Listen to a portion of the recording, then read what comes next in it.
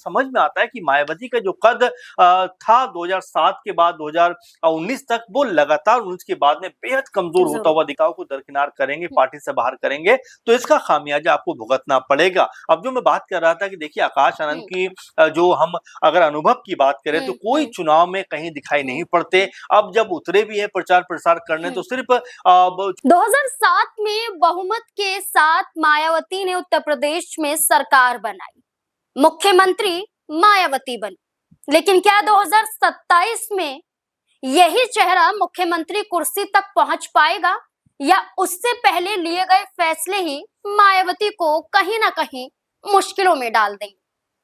मायावती ने 2027 के विधानसभा चुनाव की तैयारी सबसे पहले शुरू कर दी थी।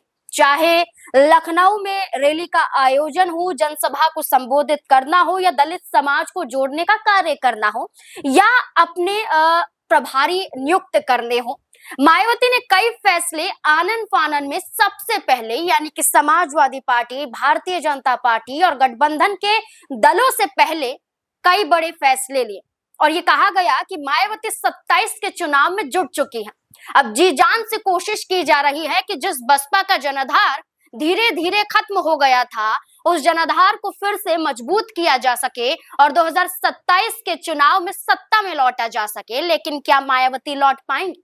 क्योंकि इन कई फैसलों में ये भी फैसले लिए गए कि पार्टी से कई बड़े नेताओं को बाहर का रास्ता भी दिखाया गया और कई दलों के हाथ मिलाने के ऑफर को भी सीधे से इनकार कर दिया गया। अब ऐसे में अशोक सिद्धार्थ जो यहाँ पार्टी का बड़ा चेहरा था, इस चेहरे को मायावती निकाल देती है ये कहते हुए कि पार्टी के विरुद्ध थे, पार्टी की विचारधारा के खिलाफ जा रहे थे।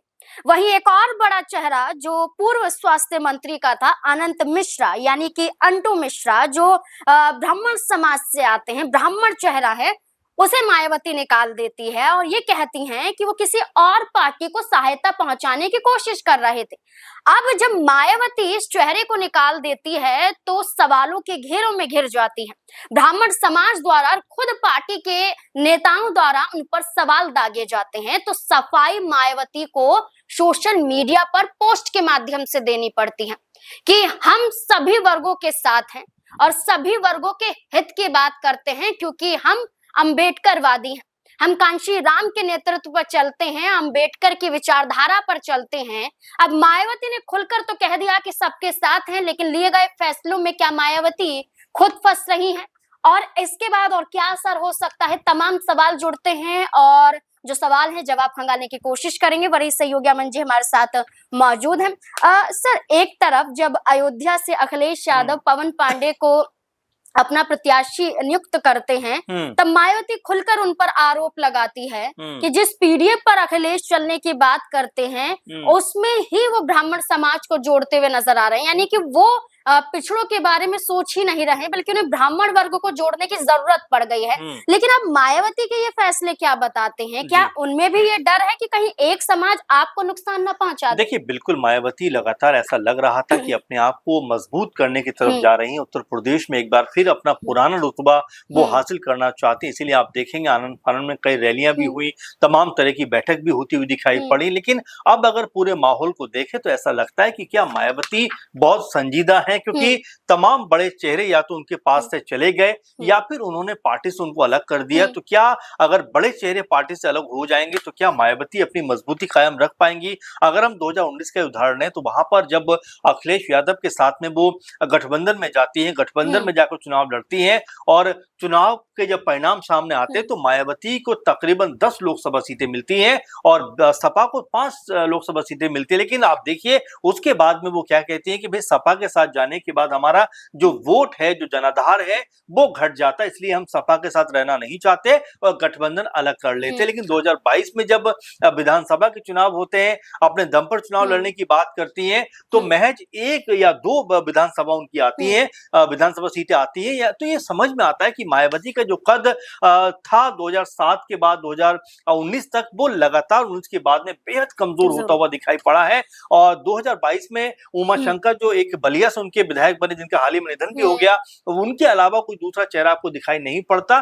तो ये स्थिति मायावती की उत्तर प्रदेश में होती हुई दिखाई पड़ती है। अब इसके आगे की कहानी हम देखें कि जब 2024 का लोकसभा चुनाव होता है तो उत्तर प्रदेश में 80 के 80 लोकसभा सीटों पर प्रत्याशी उतारती हैं। इसके अलावा पूरे देश भर में लगभग 400 सीटों पर अपने जो उम्मीदवार खड़े कर देती हैं। लेकिन हैरानी होती है कि एक भी सीट के ऊपर उनका प्रत्याशी जीत दर्ज नहीं कर पाता। ये वही पार्टी है जो 2019 में 10 लोकसभा सीटें जीती थी, लेकिन उस समय समाजवादी पार्टी साथ में थे।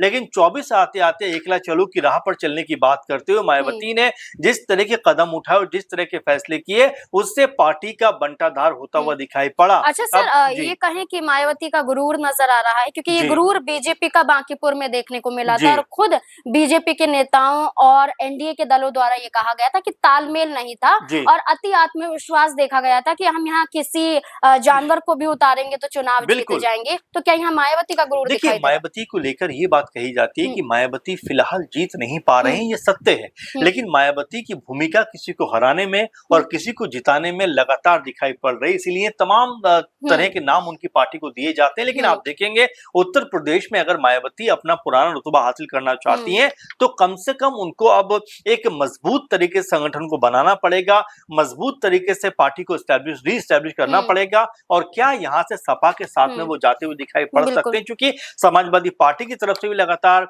गठबंधन के इशारे किए जा रहे हैं, कांग्रेस पार्टी लगातार इस तरह की बात कहती हुई नजर आती है। लेकिन बहन जी यानी मायावती कुछ भी अपना रुख स्पष्ट नहीं करना चाहती, बल्कि ये तक कहती हैं कि एकला चलो की राह पर वो चलेंगी। लेकिन आंकड़े ये गवाही देते हैं, चीख चीख कर गवाही देते हैं कि मायावती वाला जो पहले का दौर था वो फिलहाल अभी नहीं दिखाई पड़ता।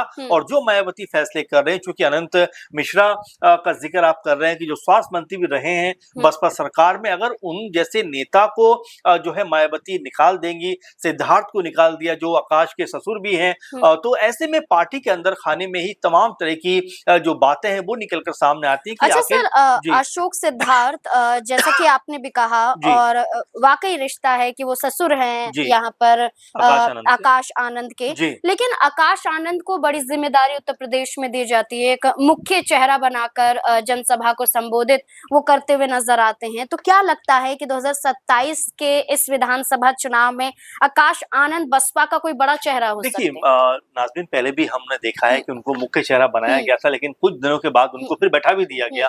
तो ये मायावती का रहा है। लेकिन अभी जब उनको दोबारा जिम्मेदारी दी गई है और जब उन्होंने एक चुनावी बिगुल फूंका भी है, तो जब रैली करते हुए दिखाई पड़ते हैं तो क्या कहते हुए नजर आते हैं कि अखिलेश अंकल और राहुल अंकल, यानी उनकी उम्र के ऊपर वो तंज कसते हुए दिखाई पड़ते हैं। लेकिन वो ये भूल जाते हैं कि आज अगर वो 30 के हैं तो आने वाले 10 साल के बाद 40 के होंगे, फिर वो 50 के भी होंगे। तो किसी की उम्र के ऊपर इस तरह का तंज कसना कोई बहुत अक्लमंदी की बात नहीं है। बेहतर होता है कि वो उत्तर प्रदेश को लेकर कोई नई जो है प्लानिंग लोगों के सामने रखते, कोई नया अंदाज लोगों के सामने रखते। लेकिन जो मायावती परिवार के एक सदस्य को निकालती है और एक को आगे करती है, तो ये क्या संदेश देने की कोशिश वो कर रही है? संदेश तो मुझे लगता है कि यहाँ पर मायावती को समझना तो पड़ेगा कि जो पार्टी के बड़े और वरिष्ठ लीडर हैं उनको साथ रखने की जरूरत होती है, क्योंकि अगर कोई भी बड़ा नेता पार्टी छोड़कर जाता है तो उसका खामियाजा उठाना ही पड़ता है। और देखिए वो भी चुनाव के एन वक्त पे आप अगर बड़े नेताओं को दरकिनार करेंगे, पार्टी से बाहर करेंगे, तो इसका खामियाजा आपको भुगतना पड़ेगा।